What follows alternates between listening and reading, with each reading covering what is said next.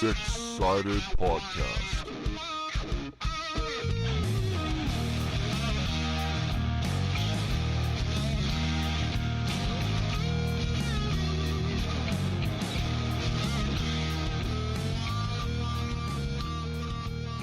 Hello everyone, and welcome to the premiere episode of the Six-Sided Podcast. I'm your host, the Taxman, and as you may have gathered from the name, we're going to be following Impact Wrestling, starting with the first television taping of the new regime. That would be Scott D'Amore and Don Callis. And if you're like me, you're real excited to see the direction that they're going to take, both creatively and talent-wise with the show. And if anybody can turn this thing around, man, I hope it's them. I would love nothing more than to see this company succeed. Lord knows there's enough sanitation, if you will, of the wrestling industry as a whole right now. So hopefully they can turn this thing around. Hopefully they can produce some quality programming and matches. And yeah, this show should be a lot of fun. So kind of what I want to do here is review the show itself, both match-wise, promos and things of that nature. Also, before I do that every week, what I want to do is just talk about four things, keynotes, or four things specifically, if you will, of things that I would either like to see with the show or things that they've done that I've really liked or disliked. And another thing that we want to do is make this thing really interactive for everybody listening. Hopefully there are people listening. I will be getting into that later on in the show. So with all of that being said, we are going to start with the first segment, and that's just four things that I would like to see happening with Impact Wrestling moving forward, starting with this first television taping. Now, I've done a pretty good job of trying to stay off all the teasers, so if there's something in my four notes for this particular episode that's already happened, that's why. I'm trying to make this as organic as possible as well. I understand they're taped. I understand, people talk on Twitter, they're going to release results, they're going to talk about what happened, which is a good thing. And to be perfectly frank, the fact that there's a ton of buzz on Twitter specifically about what's been happening with the tapings, about the direction that they're moving, and about the talent that they've been bringing in, that is a good thing. That's a really good thing. You don't want it where nobody's talking about the product, because that means they are not doing the job properly. So anyways, getting back to it, four things I'd like to see happening with Impact with the new regime. Number one, stop with the goddamn show opening promos. And you know exactly what I'm talking about. The ones where it's a 20-minute monologue about whatever issues somebody has with their character or somebody else in the company, blah, blah, blah. It's been beaten to death. If you're trying not to be WWE, this is the way to go. It's a wrestling show. You want to see wrestling. You want to see quality wrestling. You don't need the 20-minute monologues. It serves no purpose other than, making me hit the fast forward button especially. Number two is the backstage pre-tapes. And what I mean by that are the ones that are so heavily produced and edited and all that. You can tell the talent is not comfortable with it. If you're going to do a pre-tape or a backstage interview, like if the guy's going to the ring or he's coming off a match, he or she is coming off a match and they're heated and they're hot and they got something to say, those are the great ones. Those are organic. Those are the ones where you're going to get that person displaying the great characteristics of the character that they're portraying. Number three is the announcing. And I've heard a little bit of what's going on there, but I'm going to say this anyways because I think it pertains to whoever is in there. I'm not saying that I like or dislike Josh Matthews or Jeremy Borash per se. I'm a big fan of Borash. I like what he's been doing. But it just seems like they don't have a real direction at commentary. And they spend a lot of time bickering with each other or talking about Twitter or talking about things that don't pertain to the match in the ring. I would like to see a lot more direction given to where they're putting over the talent in the ring. They're putting over the moves that are done. A lot less of the talking over the match, if you will, about things that don't pertain to it at all. And the fourth thing I would like to see them do, especially with the new regime, is to go away from the authority figure model. I know a lot of people like Don Callis commenting. New Japan, I'm a huge fan of him myself. Love his podcast with Lance Storm, Killing the Town. That being said, I don't want to see him come out every week and berating the talent or berating the fans or, like the classic quote-unquote heel authority figure. Again, if you're trying not to be WWE, that's the way to go. It's been beaten to death. We're tired of it. That's a good excuse to hit the fast forward button. And if you're doing that, or if fans are doing that, I should say, that means they're not watching the show. That means you're losing valuable time on your program, which, a 2-hour program is not actually 2 hours. If you're spending 20 minutes with an authority figure, that means you're spending 20 minutes not getting the talent over. So anyways, those are the 4 things that I'd like to see moving forward with the company, them either implementing or, just going in a direction like that. One of them was going to be the Grand Championship, just so everybody's clear, but I've heard that that's gone by the wayside, and I think we're all grateful for that one. So anyways, the next segment, we will be recapping the show. So we get the show opening with a recap of Genesis. Just setting the tables for, I guess, where they're going to go or what the plan is for the new set of tapings. Well, when you know who won the pony, we start off with a good old-fashioned wrestling match. So we get Fallah Bahh versus Matt Sydal for the Grand Championship. Before this match, Matt Sydal cut some weird promo saying how he's somehow decided to change the rules of the Grand Championship, which they don't explain very well, and commentary and his promo didn't do a very good job of it either, so I thought that was an odd thing to do, but perhaps they're going to get into that in the next coming weeks of tapings. So that being said, this match was a pretty fun match. It wasn't anything mind-blowing, except for the finish, which I'll get to in a little bit. Yeah, it was fun. Fallah Bahh, he's just a fun character in my opinion. I love the Fat Kids Rule chant. He comes out of the corner, does the rollover on Sydal. Just little things like that. You had Sydal picking at his leg all match, so working that leg because he can't beat him in a one-on-one. So good use of taking the big man down there. And there were some vicious kicks, by the way. Fallah Bahh's on his knees, and Sydal is just torching him right in the chest, and Fallah Bahh responds with just a brutal clothesline as well. So again, like I said, it was a pretty fun match. Stayed in the ring for the most part. Fallah Bahh took a bit of an ugly bump going outside the ring, so that was a little bit scary. And Matt Sydal wins the match with the Shooting Star Press. And my goodness, he has one of the best Shooting Star presses in the entire industry. Him and Andrew Everett is another one, I think, myself. So, like I said, good match to start off the show. And again, how nice is it that they start off the show with a wrestling match? So we have a quick recap of what happened last week between Lashley and Dan Lambert and the American Top Team. And then that pitches then to a KM and Bobby Lashley match. Before, though, they have a promo with Trevor Lee and Caleb Conley and talking about their next big plan. We get into the match, like I said, Lashley versus KM. I don't know about you guys, but I think KM's going to be really good in a couple of years. If he works and wrestles like a big man, because let's face it, the guy is a fucking monster. He is huge.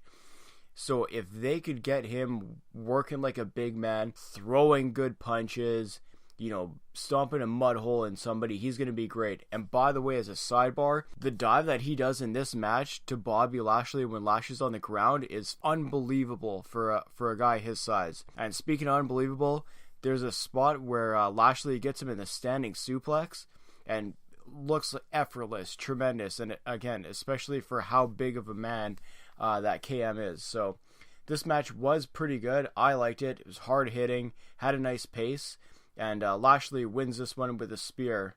So that unfortunately ends KM's undefeated streak. So we weren't going to get any Goldberg-esque finishes out of him. But anyways, like I said, pretty good match.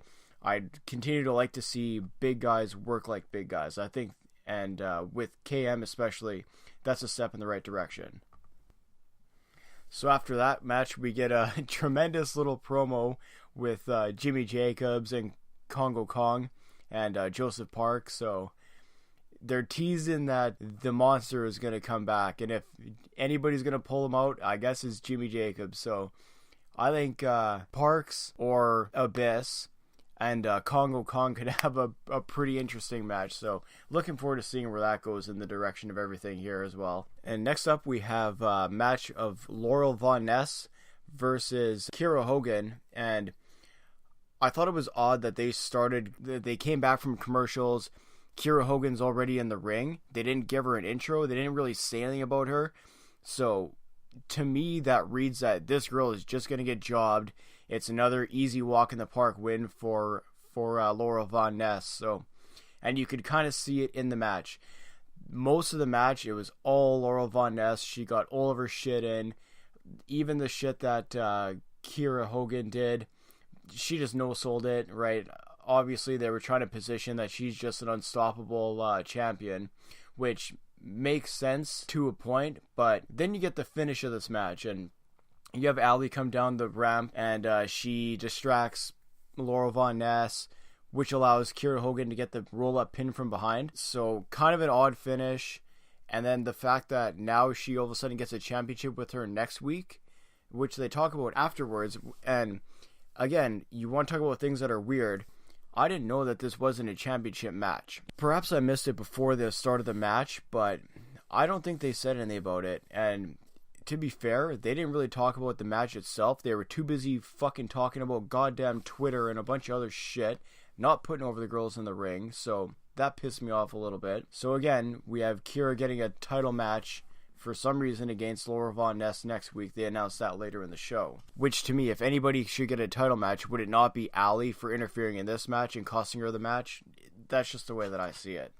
So like I said, Kiera Hogan wins the match. It wasn't a very good match, to be quite frank. And I think both these girls could work way better than what they were given to do in this match, at least. So I'm excited to see what Kiera Hogan can do, because she looks like she can whoop some ass. So looking forward to what she does in the next few weeks here as well. Then we get a promo with Alberto El Patron and EC3, who are going to be teaming later this night. I don't understand what this promo was. Like, it made zero sense to me. It both in terms of why they did the promo and the verbiage of the promo. I thought it was horrible. I thought these two could do way better than that. And maybe it's because EC3 was mailing it in, but he kind of looked like a goof in the whole thing. That was just my read on it. So I wasn't really impressed with that.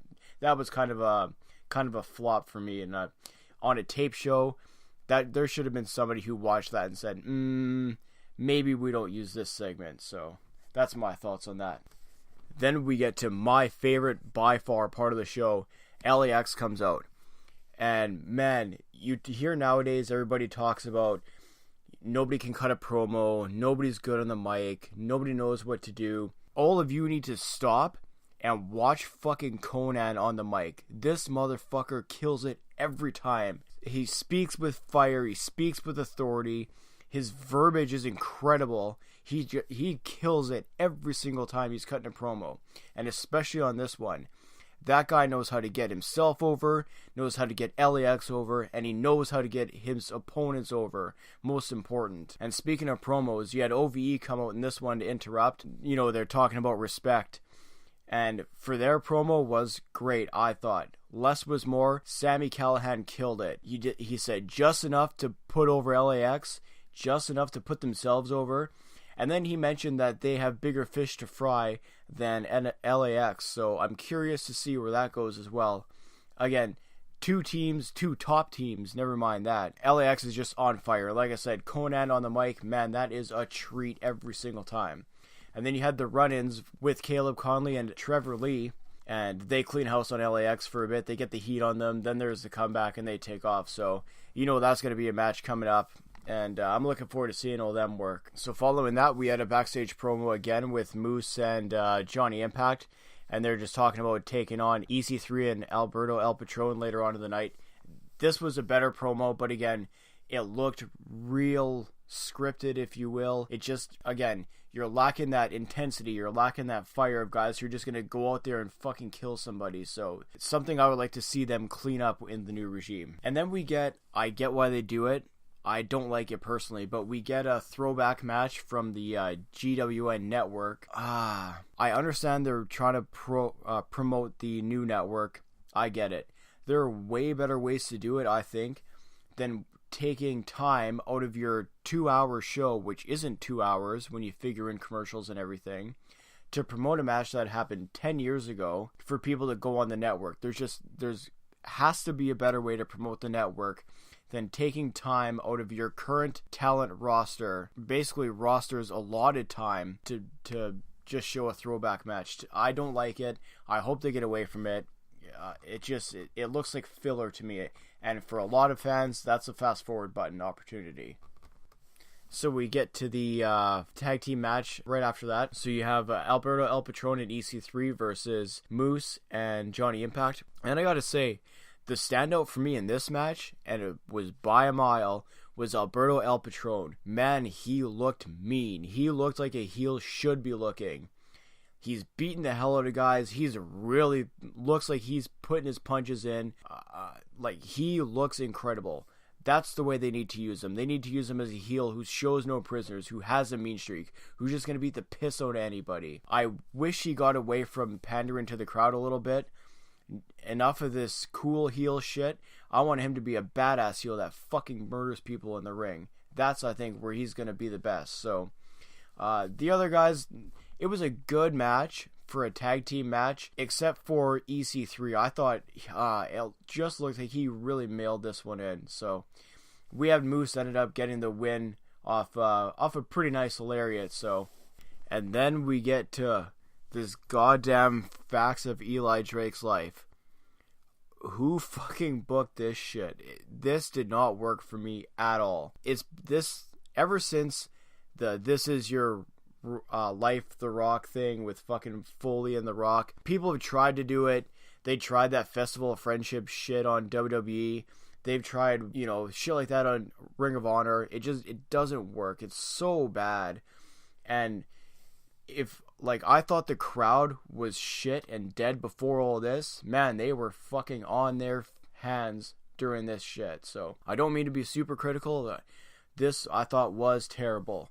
The only saving grace of this was that it was interrupted by Austin Aries, who finally looks like he fucking wants to be there. He wants to be a part of this. So that was nice to see. I thought he had a really good promo. And then they had an impromptu match after Chris Adonis smokes him with the belt. So I didn't realize that a champion could just call a championship match whenever they wanted, but that's a thing apparently. Again, I don't know who fucking booked this, but I thought it was an odd way to go. And you had Austin Aries get the surprise win in a minute. Did it go a minute and a half even? Again, I get why you want to put the belt on Aries, because he was from there. Now he's back. He's got a bunch of steam. It's going to get eyeballs. That being said, I think they would have got more steam out of it and more heat out of that whole program if they would have had a huge build-up here and then advertised the match next week and just had a barn burner match. But that's the direction they went. I don't like that they took the belt off Eli Drake this fast. I thought he was a good champion. I think he's a good heel. The problem is, and I kind of mentioned this with the Patron thing, he also gets kind of caught being the cool heel because he's got the Eli Drake, kind of gimmick going. There's a lot of shit for the crowd to do, go along with. He's another guy who's just, he's got a sick moveset. You don't need to use that when you're the heel. It's not hard booking.